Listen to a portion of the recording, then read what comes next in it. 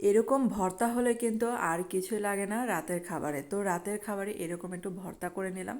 আর এই যে এক টুকরা মিষ্টি কুমড়া, তারপরে যে 2টা পাকা টমেটো দিয়ে দিলাম, এগুলো একটু পুড়ে মানে ভর্তা করে খাবো। আসসালামু আলাইকুম সবাইকে, কেমন আছেন সবাই? আশা করি তো ভালো আছেন। আর এগুলা পুড়ে ভর্তা যে কত মজার হয়। তারপর দেখেন এই যে টমেটোগুলো পুড়ে এটা নিচে চলে গেছে।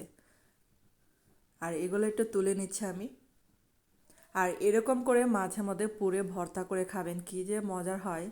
আর এই যে এগুলো কিন্তু পুড়ে নিয়েছে, আর এগুলো কিন্তু পুরোটা পুড়ে যায় নাই, এগুলো আমি উপর দিয়ে একটু চেঁচে নেবো এগুলা।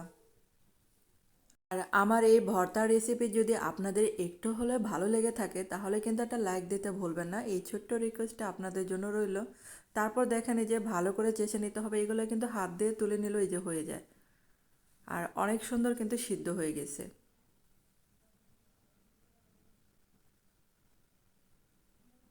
তারপর দেখেন অনায়াসে কীরকম মানে পোড়া অংশটুকু উঠে পড়ে, মানে এগুলো হচ্ছে খোসাটা খোসাটা আর কি উঠে গেছে। তারপরে যে টমেটোর খোসাগুলো এরকম করে বেছে নিচ্ছি আমি।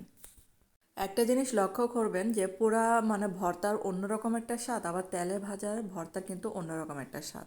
তারপরে যে কিছু শুকনা মরিচ একটু তেলে ভেজে নিলাম এগুলা।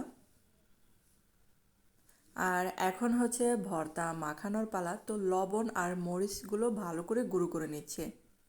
আর যে যেরকম ঝাল খাবেন সেটা কিন্তু বুঝে শুনে দিবেন আপনারা।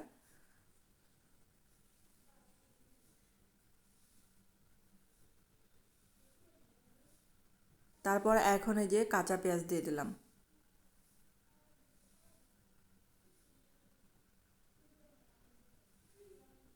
আবার অনেকেরই দেখেছি যে মিষ্টি কুমড়াটা মানে সিদ্ধ করে ভর্তা করে খায়, ওটা কিন্তু খারাপ লাগে না, ভালো লাগে।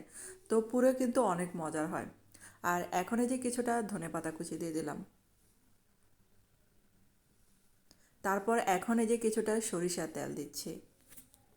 আমাদের বাসায় যখন দেখা যায় কিছু খেতে ইচ্ছে করে না, তখন এরকম একটু ভিন্ন টাইপের ভর্তা করে খেতে কিন্তু ভালো লাগে। আর এই যে ভর্তা দিয়ে কিন্তু একটু তৃপ্তি সহকারে ভাতও খাওয়া যায়। আর মিষ্টি কুমড়াটা দেখেন কত সুন্দর সিদ্ধ হয়ে গেছিল।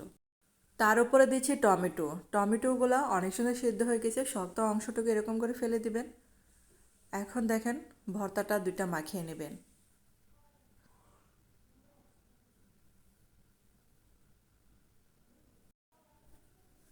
তো সবগুলো কিন্তু ভালো করে মাখিয়ে নেবেন, আর যত সুন্দর করে মাখাবেন ভর্তা কিন্তু তত মজার হয় খেতে। তো হয়ে গেল আমার মিষ্টি কুমড়ার এই মজার ভর্তাটা। আর আপনাদের কাছে কেমন লাগলো অবশ্যই কিন্তু কমেন্ট করে জানাবেন।